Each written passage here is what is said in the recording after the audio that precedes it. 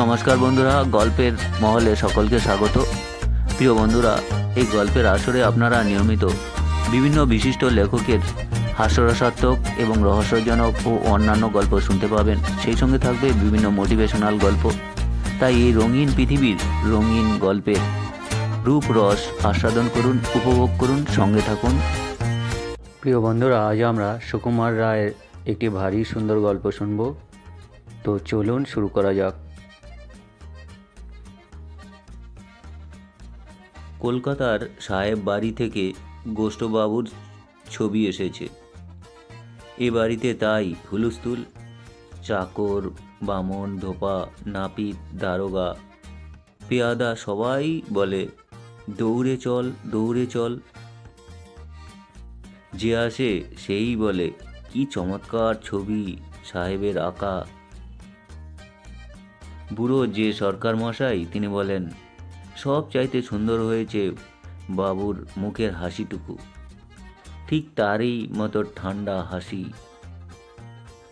শুনে অবাক হয়ে সবাই বললে, যা হোক, সাহেব হাসিটুকু ধরে রেখেছে, খাসা। বাবুর যে বিষ্টু খুড়ো, তিনি বললেন, চোখ দুটো যা এঁকেছে ওরই দাম 1000 টাকা। চোখ দেখলে গোষ্ঠের ঠাকুরদার কথা মনে পড়ে। শুনে 21 জন এক বাক্যে হা হা করে সায় দিয়ে উঠল। রেদো ধোপা তার কাপড়ে পোটলা নামিয়ে বললে, তোফা ছবি। কারখানার স্ত্রী যেন রেদো ধোপার নিজের হাতে করা। নাপিত তার খুরের থলি দুলিয়ে বলল, আমি 19 বছরে বাবুর চুল ছাড়ছি। আমি এই চুলের কেতা দেখে বুঝতে পারি একখানা ছবির মতো ছবি। আমি যখনই চুল ছাটি, বাবু আয়না দেখে ওই রকম খুশি হন। বাবুর আহ্লাদি চাকর কেনারাম বলল, বলবো কি ভাই, এমন জলজ্যান্ত ছবি। আমি তো ঘরে ঢুকেই এক পেন নাম ঠুকে চেয়ে দেখি, বাবু তো নয়, ছবি।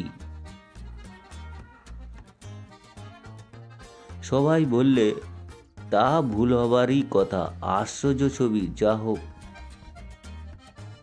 সাহেবের বাহাদুরি বটে। তারপর সবাই মিলে ছবির নাক, গোপ, দাড়ি সমস্ত জিনিসের খুব সূক্ষ্ম সূক্ষ্ম আলোচনা করে প্রমাণ করলেন যে সব বিষয়েই বাবুর সঙ্গে আশ্চর্য মিলে যাচ্ছে।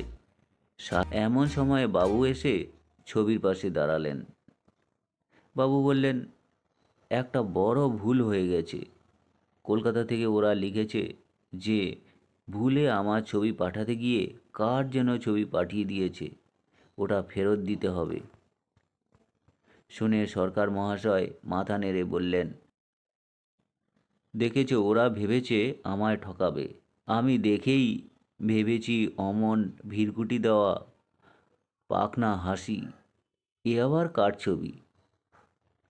রেদো ধোপা সেও বলল, একটা কাপড় পরেছে যেন চাষার মতো।